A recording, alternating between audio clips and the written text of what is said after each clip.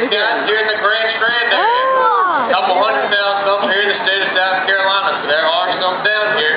You can see these guys down here on your visit. Now this area right here is called our main pool area.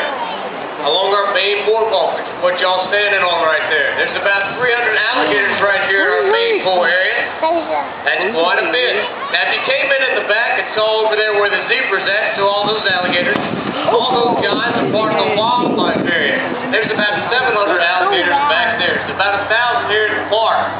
Now you're probably wondering how two of us up here, Amanda and myself, can feed almost 300 alligators. And there's a real simple reason we can make sure everybody gets fed. Alligators don't eat that much. Our largest alligators here in the pool only eat about 70 to 80 pounds of meat in 1 year. It's really not that much if you think about it. And they're really good rotational feeders, and what that means is the hungriest ones jump up for the food. The ones that are not that hungry, like that little lady right there, she's not really moving for the chicken. So the hungriest ones do jump up and kind of come close to our little platforms here. Now what we are feeding them right now is just some chicken. We're feeding them, it's basically the chicken shell. It's got the sternum on it, the ribs, and the backbone of the chicken. Out in the wild, alligators are kind of the apex or top predators in their aquatic environment, meaning they can eat just about anything they would like. And they ingest a lot of different waterfowl. They eat some fish, they'll eat some turtles, other stuff like that.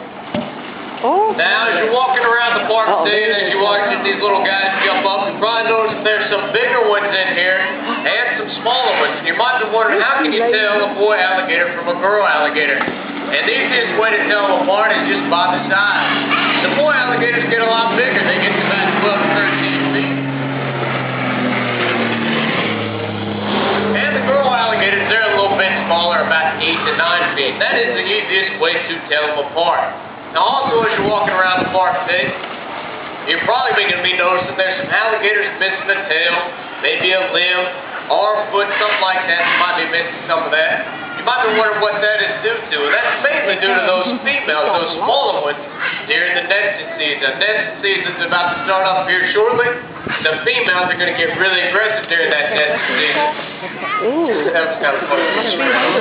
But anyway, they're doing a big old mound nest like one right in front of y'all. Put about 20 to 50 eggs inside that nest. If anything comes too close to it, they'll try to kill it.